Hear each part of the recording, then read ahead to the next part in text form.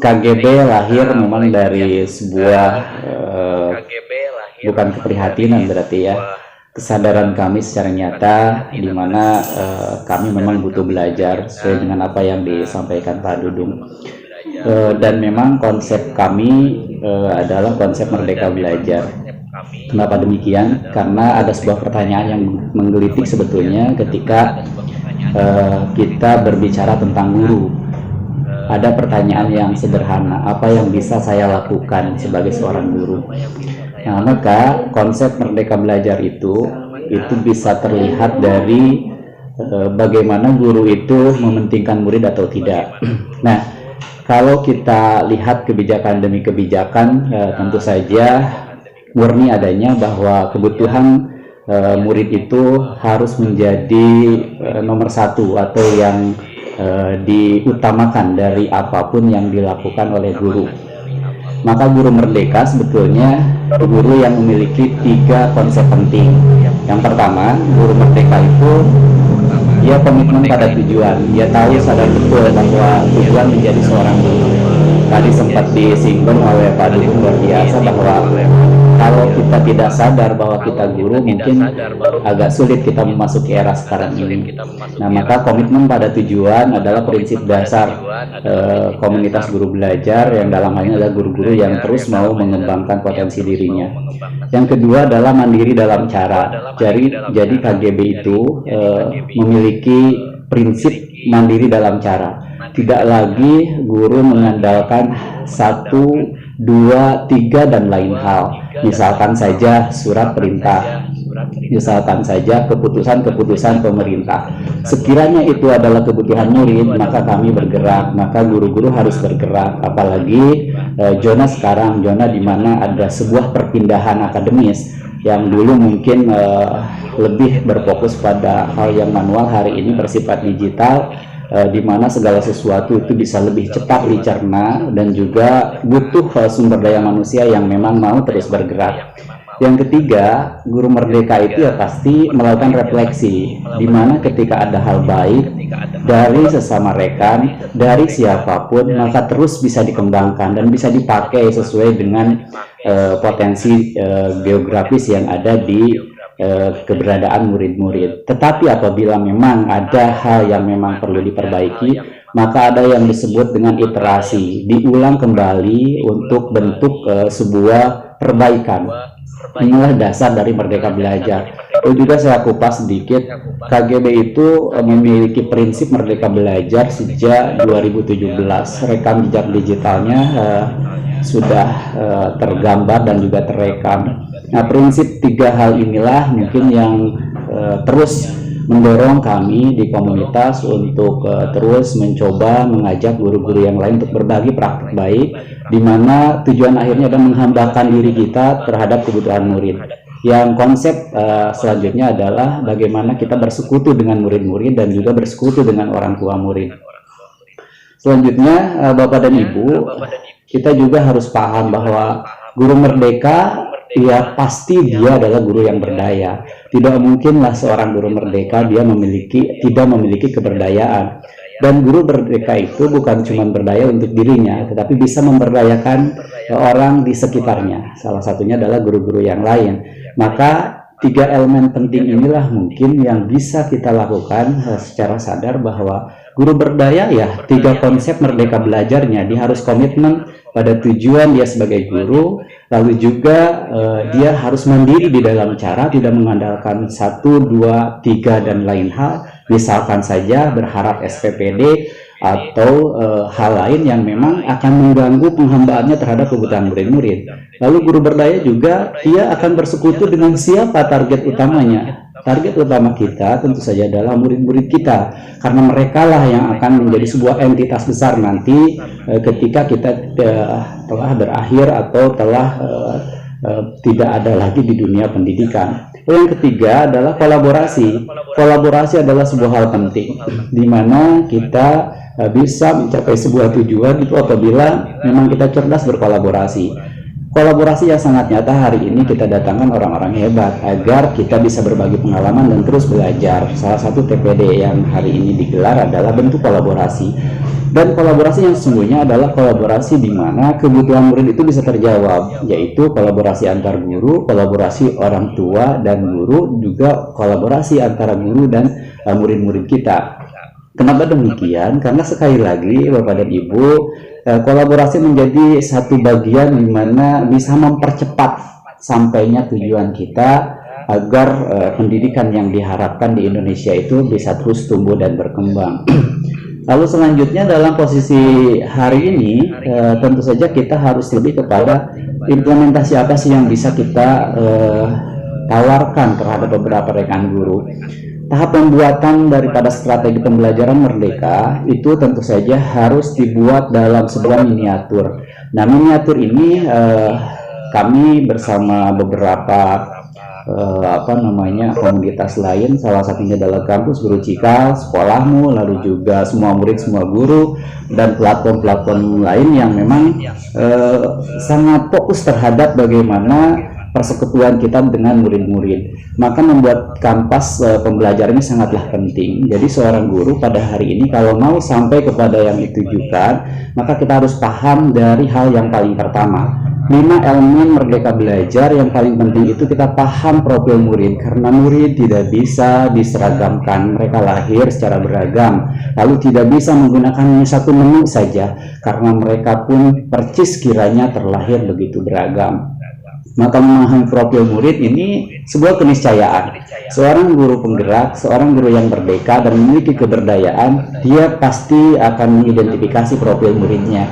Nah, profil murid setidaknya bisa diidentifikasi dengan 4 hal. Pertama, guru harus memetakan setidaknya 3 faktor. Apa minatnya, cara belajarnya bagaimana, dan pekerjaan orang tua, karena memang tidak bisa disamakan. Ini juga secara psikologis akan mempengaruhi cara belajar murid. Lalu yang kedua adalah bagaimana seluruh murid ini juga bisa diidentifikasi dengan cepat. Misalkan pekerjaan orang tuanya, mayoritas petani atau pegawai, itu pun harus kita petakan. Lalu yang selanjutnya adalah 3 poin yang paling dominan, itu bagaimana kita juga paham betul tentang faktor-faktor yang memang mempengaruhi tentang keberhasilan pembelajaran. Nah, hal ini menjadi nomor urutan 1. Jadi kita pahami dulu profil murid-murid kita, kalau memang kita mau tahu sejauh mana daya serap daripada murid-murid kita pada saat mereka merasa merdeka. Karena tentu saja guru merdeka harus melahirkan murid-murid yang merdeka, kan tujuan akhirnya adalah memerdekakan murid-murid. Dan selanjutnya adalah strategi pengajaran. Sebuah strategi penting. Kenapa demikian? Karena kadang-kadang tanpa strategi itu kita akan kalang kabut. Salah satunya misalkan, yang paling pertama strateginya harus menggunakan 5M. 5 cara mengajar yang memang sudah terbukti berhasil. Itu perlu kita adopsi dari siapapun platform pertamanya, sambil kita coba modifikasi disesuaikan dengan kemampuan dan geografis murid-murid kita di setiap tempat mereka belajar. Salah satunya adalah memberdayakan konten.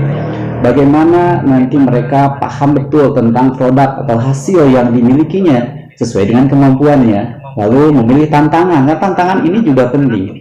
Kenapa harus ada tantangan? Karena challenge akan mengukur kemampuan seseorang semakin maksimal. Semakin maksimal, semakin tinggi tantangan, itu akan semakin terukur sejauh mana kemampuan murid-murid kita.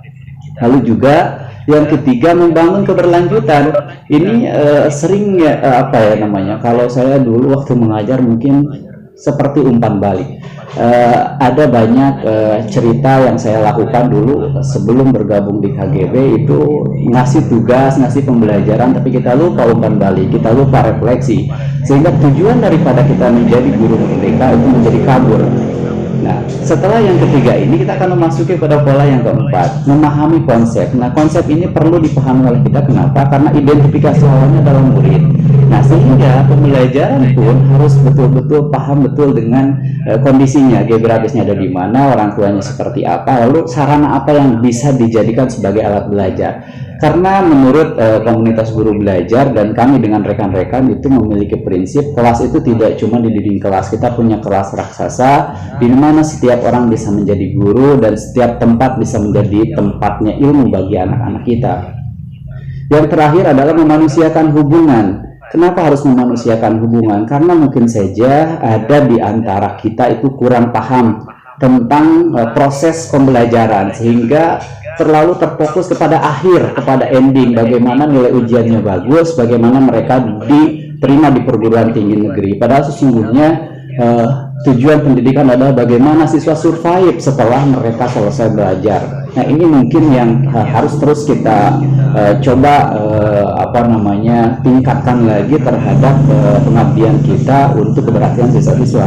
Jangan sampai ketika siswa keluar dari sekolah yang kita ajar di dalamnya itu mereka keluar dari hutan belantara, mereka kebingungan karena memang banyak sekali konsep pembelajaran yang ketika di dunia nyata itu tidak ditemukan. Maka korelasi inilah mungkin yang harus coba kita ejawantahkan sesuai dengan konsep Merdeka Belajar.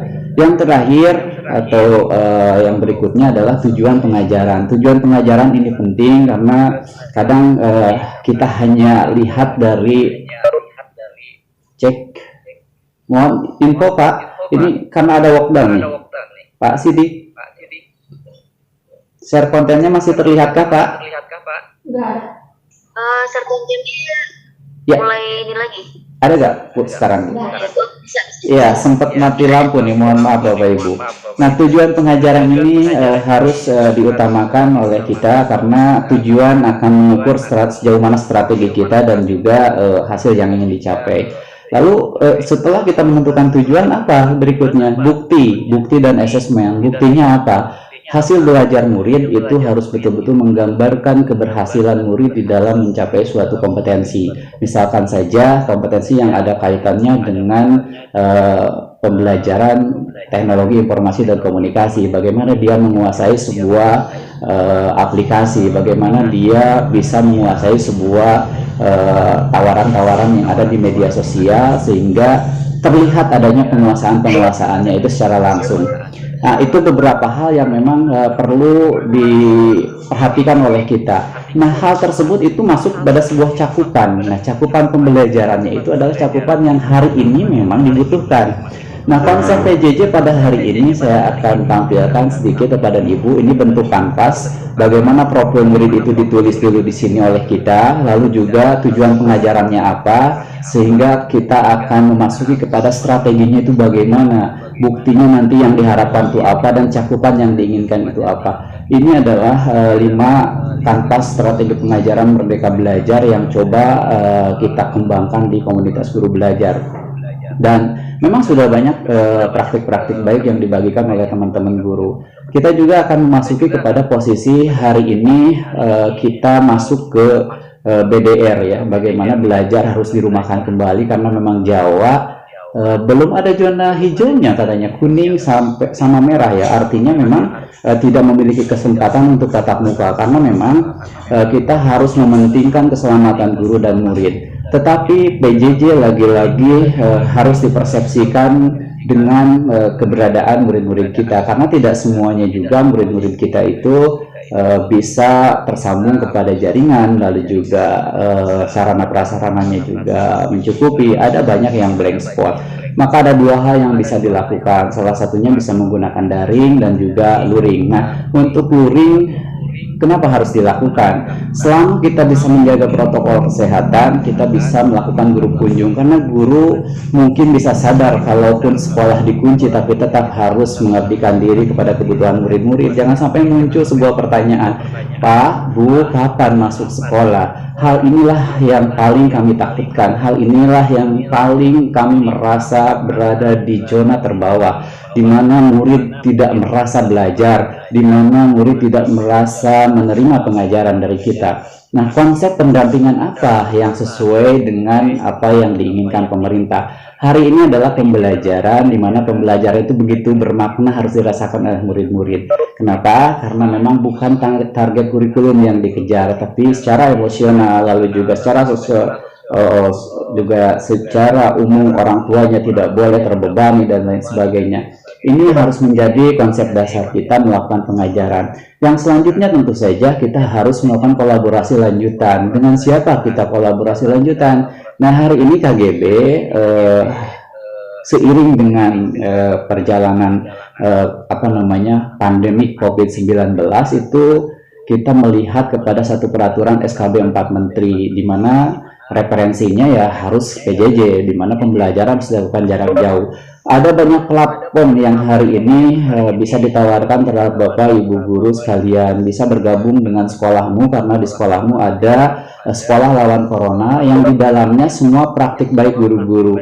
Itu rekam jejak digitalnya bisa dilihat oleh kita, lalu Bapak Ibu siapapun itu bisa berkontribusi masuk di platform sekolahmu. Ada juga semua murid, semua guru, ada keluarga kita, dan juga ada sebetulnya platform-platform lain yang bisa kita gunakan sebagai bentuk bahwa kita adalah guru yang memang betul-betul memiliki inisiasi untuk menghambakan diri pada kebutuhan murid-murid.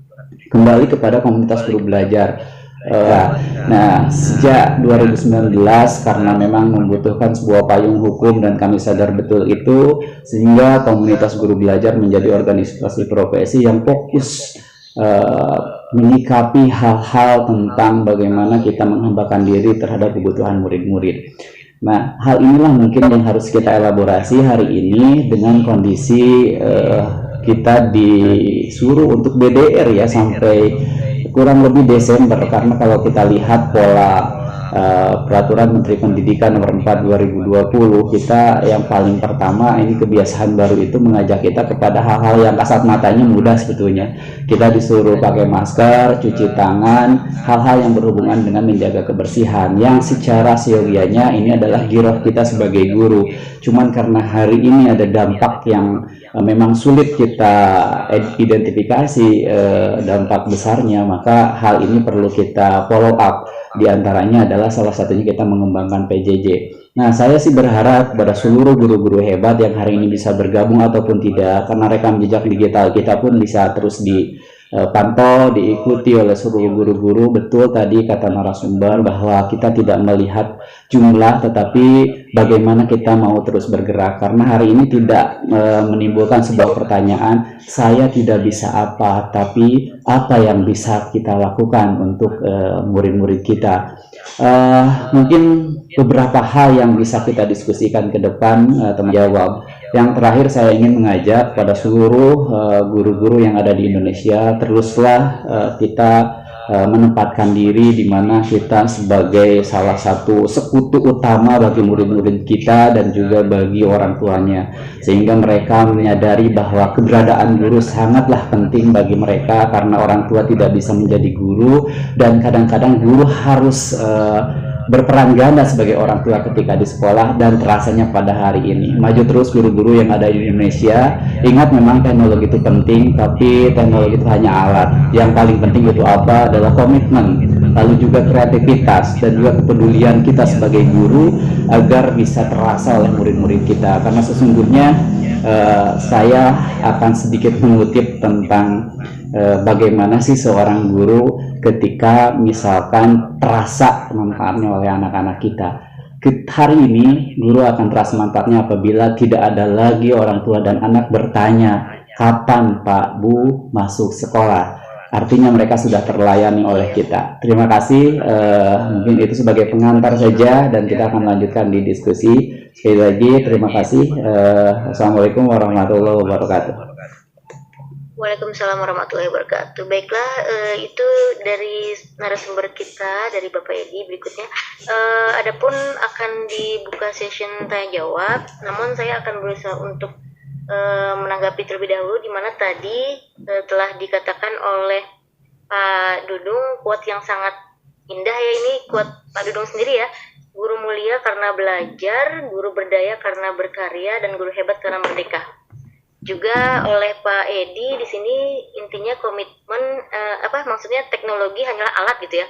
Namun komitmen yang lebih harus terasa, di mana kreativitas dan kepedulian guru yang akan menunjukkan perbedaan dalam masa ini gitu ya, masa pengalaman belajar jarak jauh bagi siswa ini. Demikian mungkin secara keseluruhan dari tuturan narasumber, kedua narasumber. Untuk berikutnya kepada para peserta yang ingin bertanya mengenai tema kali ini, dipersilahkan. Saya sudah melihat ini belum ada ya di chat, belum ada pertanyaan atau mau langsung tunjuk tangan, belum lihat juga. Saya serahkan kepada Pak Host untuk memantau kode tangannya ya. Udah ada itu yang unjuk tangan, Bu. Oh ada ya, dipersilakan aja Pak Host untuk dibuka ininya apa namanya speakernya. Mohon. Untuk Ibu Nenden kayaknya gitu ya. Ibu Nenden, oh dipersilakan Ibu Nenden dibuka speakernya ya Pak. Udah dibuka. Oke. Ya Ibu Nenden dipersilakan.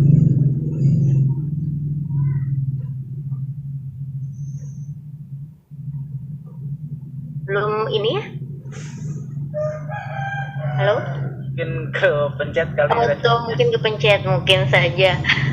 Atau mungkin dari yang hadir di sini ada yang ingin bertanya pada Pak Host mungkin sedikit banyak. Atau saya mengawali saja ya Pak Dudung ya untuk pertanyaan pertama. Boleh ya, izin dulu nih. Bismillahirrahmanirrahim. Saya mencoba untuk bukan bertanya ya, ingin menggarisbawahi bahwa guru tahan banting. Tadi sempat di grup WA juga mengomentari, alhamdulillah pada menyaksikan, mendengarkan, wah guru memang harus tahan banting. Nah mungkin satu hal, ada poin yang tadi kalau tidak saya salah dengar itu ya, sampai mungkin pahitnya jabatan pun ibaratnya terancam, dalam artian kita terus menggali potensi diri tapi kadang berbenturan dengan peraturan sekolah atau hal-hal lain yang mungkin membuat kita jadi dicap bandel atau guru yang tidak mengikuti aturan. Padahal mungkin ya itu konsep guru merdekanya belum menjadi suatu pemikiran yang bersama gitu. Jadi perbedaan inilah yang mungkin membuat guru yang tadinya kena tahan banting jadi menjadi sentimental, bukan sentimental, sensitivitasnya mulai ada karena kesentimentalan itu. Mungkin itu bisa ditanggapi Pak Dudung, bagaimana mungkin garis bawah pertanyaan itu mentalitas agar tahan banting itu kita harus bagaimana, dan ya bagaimana seperti itu mungkin ya trik-triknya, karena kita lihat juga Pak Dudung wow ini demikian dari saya. Wabillahi taufiq wal hidayah. Assalamualaikum. Saya yang jawab ini ya. Iya Pak Dudung. Ya, saya dulu nanti dibantu sama Pak Edi, pakarnya. Ya, sahabat semua yang hadir virtual pada hari ini.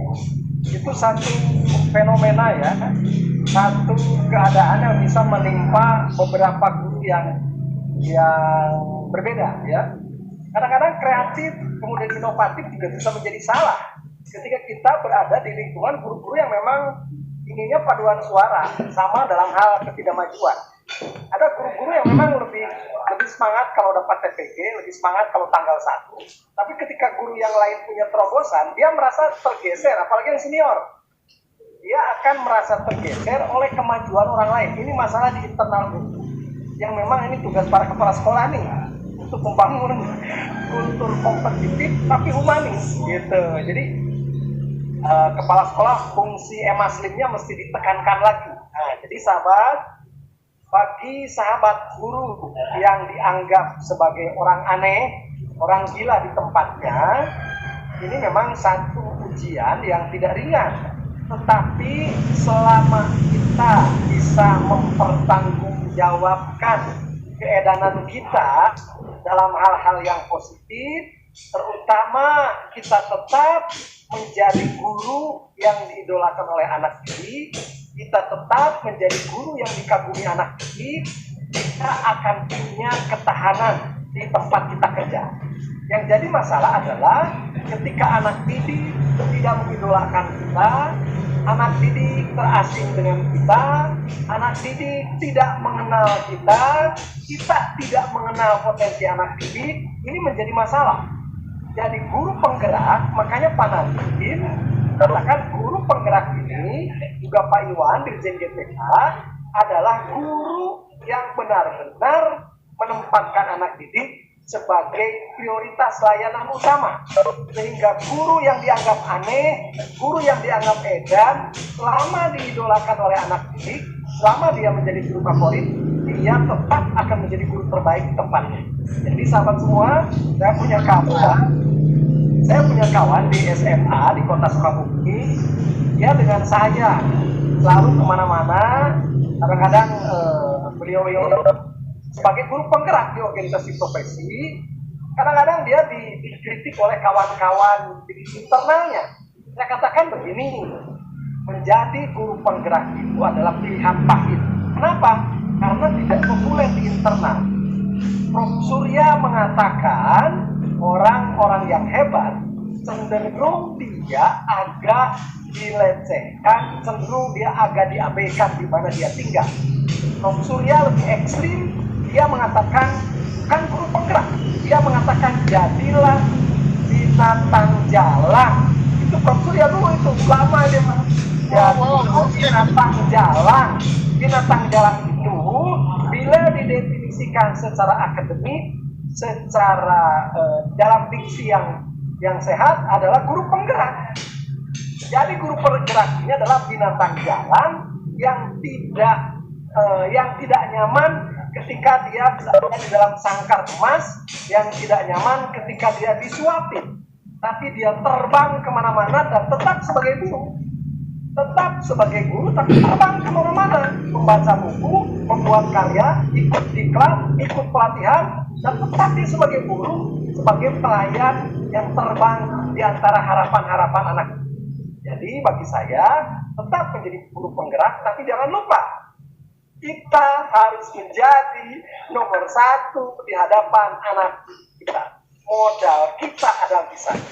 Maka pertanyaan adalah, pernahkah kita menjadi guru favorit di hadapan anak didik kita? Pernahkah kita menjadi guru terajin di hadapan anak didik kita? Pernahkah kita menjadi guru penampilan terapi di hadapan anak didik kita? Pernahkah kita, dan beberapa hal yang lain? Itu sebagai, dalam tanda petik, sebagai alibi ketika kita dihantam sebagai guru yang bermasalah di sekolah. Itu sahabatku, nanti memahami guru penggerak itu hanya 1-2. Guru penggerak itu hanya 1-2. Bahkan dulu ada filsuf Ronggowarsito mengatakan kita ini menjadi serba salah di zaman edan. Ikut edan bagaimana, tidak edan juga bagaimana. Tapi Gus Dur mengatakan kita harus selalu beda. Barat jari kita, usahakan kita menonjol. Kita selalu beda, karena beda atau kebaruan, atau novelty, atau kreativitas, atau inovasi, itulah di antara keunggulan kita sebagai guru edan. Demikian, terima kasih. Ya, mantap jawabannya Pak Dulu. Terima kasih untuk jawabannya, itu memotivasi sekali. Binatang jalang ya, hidup 1000 tahun lagi. Jadi kumpulan dari yang terbuang ya. Itu puisinya sangat ini ya, Hairul Anwar. Untuk berikutnya mungkin ada tanggapan atau pertanyaan dari Bapak Ketua, ada tanggapan sambil membaca yang pertanyaan. Di sini ada dari Ibu Nina. Pak Edi, Pak Ketua, mohon di-share link itu ya, apa namanya, bahannya. Bisa ya Pak Edi untuk nanti bisa diberikan ke saya, nanti saya share. Bisa. Di sini ada dari Bu Nina ingin meminta share materi. Kalau yang Pak Dudung boleh ya di-share ya materi PDF, saya share ya Pak. Oke, selanjutnya mungkin Pak Edi ada tanggapan atau bagaimana? Baik, saya nambahin karena udah luar biasa nih. Pak Dudung udah mencermati secara detail ya. Memang saya menambahkan sedikit Bu, karena memang hari ini saya adalah diberi seorang yang diberi tugas tambahan menjadi kepala sekolah. Jadi begini, memang untuk berbeda itu pasti akan menimbulkan gejolak ya, baik itu gejolak positif ataupun negatif. Tetapi tadi kembali kepada tujuan utama kita.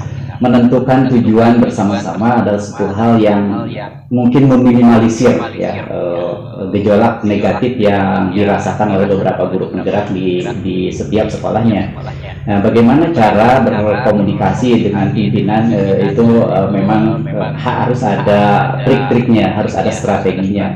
Salah satunya adalah kita coba menawarkan dengan format bagaimana pimpinan itu menyukai sesuatu. Itu salah satu yang memang kadang-kadang bisa kita lakukan. Menyukai sesuatu itu artinya ada visi yang memang insidentil, tetapi juga itu menjadi program utama dari pimpinan kita. Nah, disitulah kita bisa menyampaikan ide dan gagasan tersebut. Lalu juga sebetulnya, kalaupun misalkan ternyata hal itu bisa mentok dan tidak bisa diakomodir oleh pimpinan kita, yang penting adalah satu tadi itu, bahwa kita sedang menghambakan diri kepada kebutuhan murid-murid, karena tujuan kita mengajar adalah bukan untuk mengajari pimpinan kita, tetapi bagaimana kita memberikan pelayanan yang maksimal terhadap murid-murid kita. Ketika murid-murid kita sedang merasa nyaman, orang tuanya juga sedang merasa nyaman, maka itulah sebetulnya tujuan utama kita sebagai seorang murid. Mungkin itu Bu Wisma ya. Ya Bapak, terima kasih Pak Edi tambahannya. Alhamdulillah, mohon diberikan contoh real untuk menyiasati siswa menengah atas yang tidak ada akses daring selama PJJ. Penugasan apa yang cocok, sementara sistem guru kunjung juga tidak memungkinkan. Nah, yang ini mungkin kalau yang tadi yang mungkin di atas itu sudah jawaban yang tadi ya. Untuk yang berikutnya ini mungkin bisa dijawab oleh Pak Edi. Untuk pertanyaan yang PJJ, karena tadi materinya berkaitan dengan PJJ ya Pak Edi. Ya. Nanti bisa tambahannya oleh Pak Dudung. Ya. Dipersilakan Pak Edi. Baik, terima kasih Bu Lestari ya, Bu Lestari. Baik, baik Ibu. Kita ini. Ya, Bu Lestari. Jadi begini Bu, konsep PJJ itu dibagi menjadi dua arah. Yang pertama tidak semata daring atau dalam jaringan, dan juga tidak semata luring atau luar jaringan. Nah, ketika konsep-konsep daring, konsep-konsep online itu tidak bisa digunakan karena satu dan lain hal, maka kita akan loncat kepada konsep yang kedua, yaitu kita menggunakan sistem offline. Nah, sistem offline yang disampaikan sebagai referensi oleh Bu Lestari itu ternyata tidak dimungkinkan untuk guru kunjung. Ini ada sebuah anomali sebetulnya ketika tidak dimungkinkannya itu seperti apa? Karena kenapa? Karena sekali lagi usia menengah atas itu memasuki usia dewasa, artinya dia sudah mendekati usia 17 tahun. Nah, hal-hal yang bisa dilakukan oleh kita, salah satunya adalah kita membangun komunikasi aktif dengan dia, karena mungkin kalau tidak bisa menggunakan media sosial, maka tidak ada jalan lain, kita harus menggunakan komunikasi offline. Ketika dua-duanya tidak bisa dilakukan, ya saya kira tidak akan ada yang seperti itu. Kenapa? Karena kalau tidak online ya offline. Kalau dia bisa datang ke sekolah, ya kitalah yang harus datang ke orang tua dan juga ke murid kita itu. Nah, tentang bagaimana sistem pembelajaran yang kan usianya sudah dewasa, Bapak dan Ibu, inilah sebetulnya kita butuh referensi. Maka saya sarankan Bapak dan Ibu bisa terus melihat jejak digital daripada sekolahmu, lalu semua murid, semua guru, karena seluruh Indonesia, Nusantara, guru-guru hebat itu telah berbagi tentang sistem dan cara bagaimana melayani siswa-siswa, melayani murid-murid yang memang dalam kondisi baik itu online ataupun offline. Hal-hal tersebut bisa dilihat oleh Bapak dan Ibu. Silahkan bergabung di situ. Bahkan kalau Bapak Ibu telah melakukan hal-hal yang dikira oleh Bapak Ibu itu baik, silahkan juga dibagikan.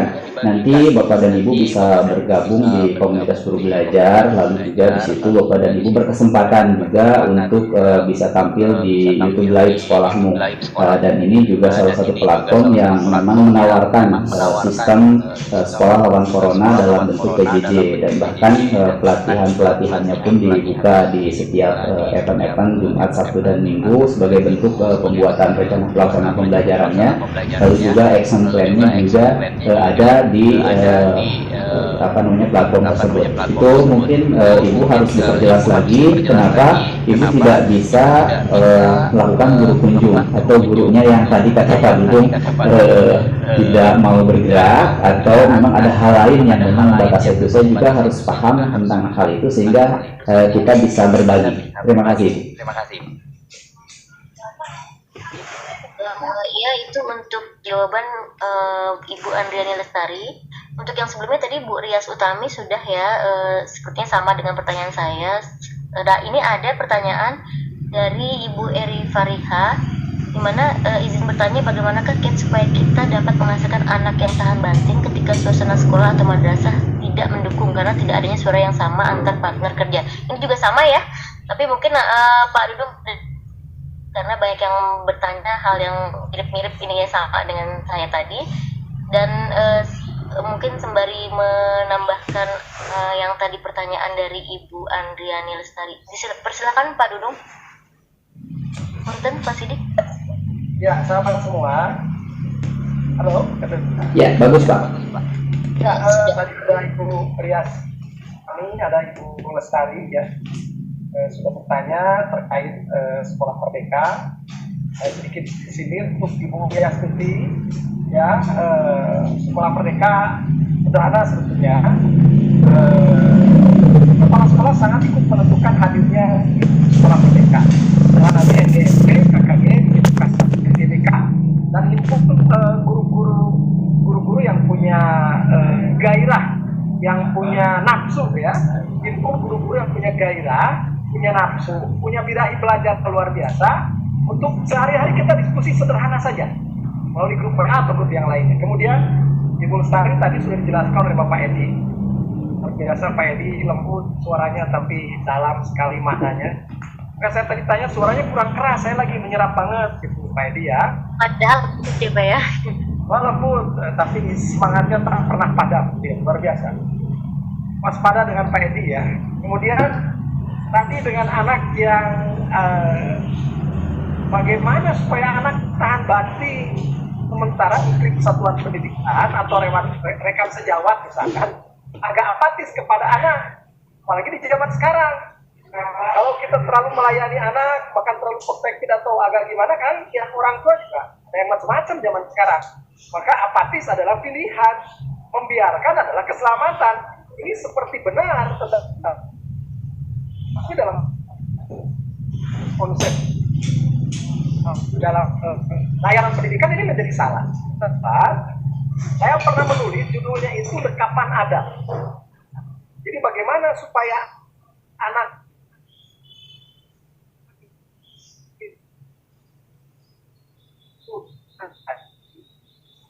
mampu melihat, bagaimana supaya anak itu tetap memiliki mentalitas yang kuat. Perlu sentuhan yang sangat personal, perlu sentuhan yang sangat tulus dari gurunya. Bila perlu ajak makan dulu deh dikit, bila perlu diajak ke perpustakaan, kemudian dikasih minum, lalu berikan sentuhan. Jadi jangan hanya ngomong doang, kalau bisa kasih makanan, kasih oleh-oleh. Nah, misalkan kita dari Bandung, dari Jogja, dari mana ada anak yang memang ini bermasalah nih, udah guncangan nih, bahwa kita oleh-oleh kecil, aku punya oleh-oleh nih, modusnya adalah ngasih oleh-oleh, padahal kita mau menginjeksikan motivasi kepada dia. Lalu kita bisa jelaskan, sejumlah orang-orang hebat punya pengalaman kecil waktu sekolah yang luar biasa. Misalkan, ya kita bisa ambil contoh, misalkan Agung Gumelar pernah tidak naik kelas misalkan, atau beberapa sahabat lain yang pernah mendapatkan tekanan ketika sekolah, tetapi dia muncul sebagai juara. Kita tidak harus menjelaskan bahwa kita ini adalah spermatozoa yang bisa mengarahkan jutaan yang lain itu menjadi anak, menjadi kamu dan saya. Tidak harus demikian, tetapi harus ada pendekatan personal yang menyentuh dia agar dia bisa tebal mentalnya. Jadi menjadi guru itu dekapan adab, dekati, ya, pantau, apresiasi, dampingi, beri sesuatu, tidak hanya omongan saja. Agar yang kita berikan itu ketika bawa oleh-olehnya ke rumah, dia masih ingat apa yang kita sampaikan. Katanya dua, satu oleh-olehnya, kedua kata-kata dari kita, sehingga itu akan menancap di dalam dirinya. Tentu setiap guru punya pendekatan yang berbeda, dan kebermaknaan kita adalah bukan hanya membuat anak pintar menjadi pintar tetap pintar, tapi kita diantaranya adalah bagaimana anak yang tadi yang harusnya tidak tahan banting, kemudian dia bisa tahan banting dan tetap berdiri tegak di atas kesulitan hidupnya. Jadi sahabat guru, jadilah teman personal yang spesial bagi anak didiknya, jadilah seseorang yang empatik, jadilah seseorang tempat yang bisa mendengarkan derita anak itu. Demikian setidaknya sahabat semua, kita sebagai orang dewasa, mudah-mudahan bisa menjadi teman terbaik bagi anak didik. Kalau anak didik sedang masalah, kan pelajaran yang harus diinjeksikan. Kalau anak didik sedang ada masalah, kan kepentingan akademik yang harus ditekankan. Tapi sesuai dengan kebutuhan anak tadi, kata Pak Nunu. Kalau dia sedang lemah di bidang anu, tebeli itu. Itu sahabat. Terima kasih. Baik, itu demikian dari penjelasan Pak Dudung. Untuk pertanyaan lainnya, apa tadi ini dari Dewi Rahayu 793 ini. Coba ulangi singkatan dekapan adat yang kata Pak Dudung, maksudnya. Coba Pak Dudung minta diperjelas maksudnya mungkin ini ya. Dari Dewi Rahayu 793 ini. Ya, saya dulu pernah jadi juara 1 Jawa Barat dalam melayani anak didik. Saya pengalaman baik itu ada anak potensial luar biasa, tapi anak inklusif di SMA 1 dia tunanetra, tapi potensinya, kemampuan berpikirnya, kognitifnya meloncat dibanding yang lain. Ternyata dengan dekapan Adam potensinya jauh lebih bertumbuh. Dekapan Adam itu adalah Adam ya Pak, untuk kepanjangan dari dekapan Adam itu kepanjangan dari dekati, kenali, iya. apresiasi, dampingi, itu aja sebetulnya. Oh, jadi itu singkatan ya Pak. Oh, tadi Ya. ada dari Nenden Sulastri, kayaknya ibu terkenal ini. Ibu Nenden, izin bertanya, kata beliau, kami justru merasa kita menjadi guru yang tidak merdeka, guru tidak berdaya. Bagaimana strategi supaya kita menjadi guru merdeka, guru berdaya yang paling cocok di wilayah kita, yaitu Sukabumi, di era new normal? Mungkin ini kita ke Pak Ketua, Pak Edi, nanti lalu bisa ditambahi oleh Pak Dudung. Silakan Pak Edi. Narasi itu sering muncul ya, bagaimana kita mengalah pada sebuah keadaan.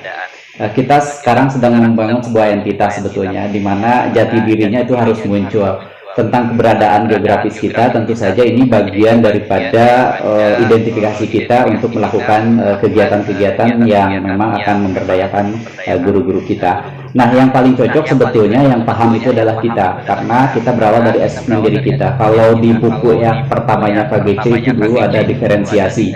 Di dalam buku itu sudah jelas bahwa banyak sekali hubungan yang bisa kita lakukan, sebetulnya sudah dilakukan, tapi hanya belum terkonsep saja. Nah, hari ini pertanyaannya adalah ketika kita mau dikatakan atau dirasakan manfaatnya oleh umat, salah satunya oleh murid-murid kita, ya bukan pertanyaan lagi saya tidak bisa apa, tapi bisa apa kita hari ini lalu lakukan, karena bukan yang besar dan bukan pula menjadi pembeda terhadap yang kecil, tapi yang kecil yang dilakukan dan yang besar yang diimpikan. Itu sebetulnya dari konsep Merdeka Belajar. Salah satunya misalkan di KGB hari ini sedang launching kegiatan Kita Bisa, di mana KGBN itu menggelar Bantu Kuatkan Guru. Ini adalah salah satu bentuk kepedulian di mana guru-guru yang hari ini merasa tidak berdaya dari sisi finansial, dari sisi kemampuan sumber dayanya, itu dibantu dalam sebuah sistem. Nah, salah satunya adalah secara finansialnya dibantu, dan juga pelatihan secara gratis. Itu sebetulnya salah satu bentuk di mana komunikasi dan komunitas ini juga menjadi berperan penting, sehingga Bapak dan Ibu yang masih belum dengan kemampuan dirinya, ya hari ini lakukanlah karya walaupun itu kecil, karena sesungguhnya itu akan sangat bermanfaat. Karena hari ini sekali lagi tidak ada orang yang hebat, karena yang hebat hanya yang cerdas beradaptasi. Itu mungkin, Bu. Baik, terima kasih jawabannya Pak Edi. Untuk selanjutnya di sini tidak terlihat. Tanggapan dulu dari Bapak Dudung, karena tidak ada pertanyaan selanjutnya ya. Mungkin menambahi untuk Pak Dudung, dipersilakan. Ya, terima kasih sudah sangat cantik tadi oleh Bapak Edi Perdasa dengan suara lembutnya tapi tajam masuk hati. Ya, sahabat guru semua, memang menjadi guru itu tidak mudah. Tapi menjadi guru itu harus menjadi contoh dan teladan. ketika kita menghadapi sesuatu, ketika kita menghadapi kesulitan. Jadi prinsip guru itu diantaranya kalau menurut Aris Ahmad Jaya, kita harus berprinsip sulit tapi bisa, bukan bisa tapi sulit. Jadi kita ini ketika menghadapi sebuah dinamika, bagaimana menjadi guru merdeka, tapi sesuatunya sepertinya kurang mendukung, kita tetap harus tidak pernah berhenti dan tidak pernah selesai untuk melakukan langkah-langkah, sekalipun kecil. Betul tadi kata Bapak Edwi. Jadi guru itu tidak boleh menyerah, guru itu tidak boleh berhenti. Maka guru mulia karena tidak pernah berhenti belajar. Dengan belajar, maka sebesar apapun kesulitan, pada akhirnya akan tergerus menjadi mengecil masalah kita itu.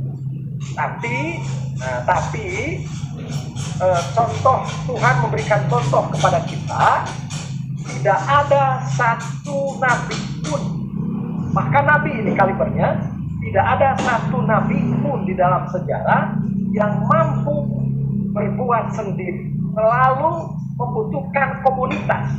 Maka learning community, maka entitas para guru KGB, MGMP, dan apalah namanya, itu menjadi bagian dari tuntutan kolaborasi untuk saling melengkapi. Maka sahabat semua, berkawanlah, mencari kawanlah, bersama-samalah, karena tidak ada orang hebat kalau sendirian, sekalipun mencari solusi-solusi agar kita tetap menjadi guru merdeka. Itu saja sahabat, terima kasih.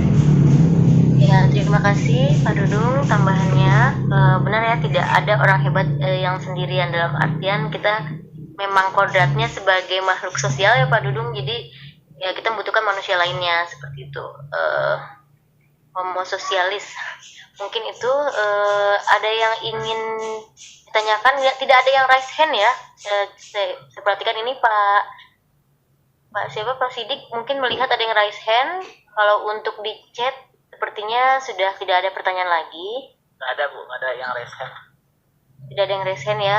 Untuk share PDF yang Pak Dudung bisa di-share itu oleh Pak Sidik ya di chat. Untuk Pak Edi, PDF belum diterima di sini ya Pak Edi? Ya, sebentar Bu. Mungkin mau langsung Pak Edi sendiri yang... Ya, saya kirimkan nanti ke Pak Sidik. Oke, siap. Mungkin waktu sudah menunjukkan 10.51. Di sini kita masih ada waktu 9 menit untuk menutup. Mungkin ada ending kata-kata penutup dari Pak Edi dan Pak Dudung saja ya, mungkin dilanjut begitu ya Pak Edi? Silakan. Mungkin dimulai dari Pak Dudung dulu ya Pak, ya Bu ya. Iya Pak, maaf. Dipersilakan Pak Dudung untuk ada closing penutup katanya. Terima kasih Bapak. Ya, terima kasih sebagai penutup.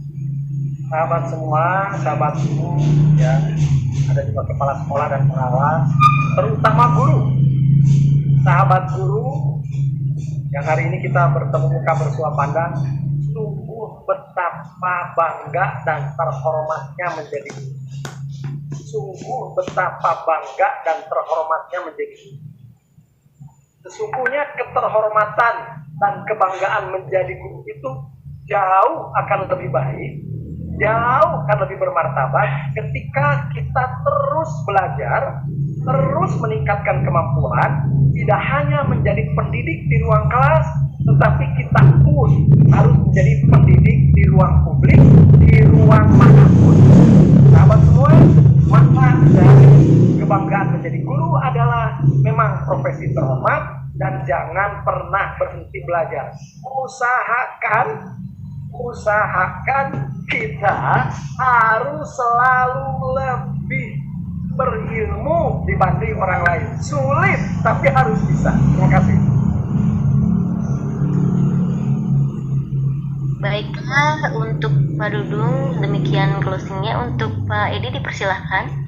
Baik, bismillahirrahmanirrahim. Assalamualaikum warahmatullahi wabarakatuh. Sekali lagi guru-guru yang luar biasa. Hari ini kita sedang melakukan pergeseran akademis di mana dibutuhkan sebuah kemauan yang keras dengan segala challenge dan tantangan yang tidak mudah tentu saja. Tetapi ketika kita bilang tidak mudah, maka bukan berarti itu tidak mungkin. Artinya sesulit apapun ketika kita mau melakukan perubahan, maka itu mungkin. Dan berawal semuanya itu dari diri kita. Saya titip beberapa hal kepada ibu bapak, ayo teruslah bergerak, karena sesungguhnya penghambaan diri kita tidak akan berakhir sampai kepada titik nadi darah penghabisan sebelum murid-murid kita merasa terlayani, orang tua murid juga merasa menjadi mitra kolaborasi daripada kita. Karena sesungguhnya kalau mau pendidikan ini terus bertahan, maka bukan tanggung jawab siapa, tapi tanggung jawab kita bersama. Nah, kita sebagai seorang guru tentu saja harus memberikan efek positif yang luar biasa, di mana kita akan fokus terhadap komitmen tujuan kita, akan selalu mandiri di dalam cara-cara kita mengajar dan belajar, lalu juga kita akan selalu berefleksi terhadap apa yang sudah kita lakukan. Maka guru akan terus diingat, akan terus dikenang oleh seluruh masyarakat yang ada di Indonesia ketika seluruh stakeholder yang menginginkan perubahan tentang pendidikan itu merasa bahwa kita berefek positif. Terima kasih. Assalamualaikum warahmatullahi wabarakatuh. Waalaikumsalam warahmatullahi wabarakatuh. Baiklah, mungkin saya sedikit simpulkan dari semua yang sudah disampaikan oleh Bat ini. Saya tadi awalnya canggung ya, setelah mendengar beliau-beliau bertutur, saya agak jadi sedikit tenang karena wow, mampu membuat kita menambah ilmu kita. Nah, di sini seperti yang Pak Dung tadi bilang bahwa kita harus menjadi guru yang bermartabat. Dari Bapak Edi, kita harus terus bergerak, kata beliau, dan ya dengan salah satunya di komunitas guru belajar ini.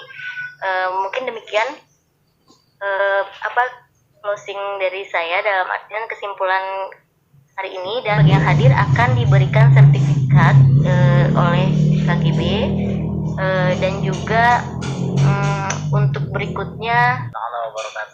Baik, terima kasih kepada Ibu yang sudah membantu jalannya acara TPD kali ini, yang sudah ditemani ataupun sudah banyak pencerahan dari Pak Dudung selaku pengurus ataupun di PB PGRI, dan Pak Edi Gunawan selaku Ketua KGB Sukabumi. Untuk sertifikat insya Allah hari ini di-share ataupun dikirim melalui email, dan materi sudah saya share di chatroom untuk bisa di-download. Kalaupun ada yang susah, nanti bisa komunikasi di grup WhatsApp KGB yang sudah diisi. Baik, terima kasih atas perhatiannya. Mudah-mudahan kita bisa bertemu di PPD berikutnya dengan materi-materi lagi, dengan narasumber yang sangat luar biasa. Oke, baik, terima kasih atas perhatiannya. Assalamualaikum warahmatullahi wabarakatuh.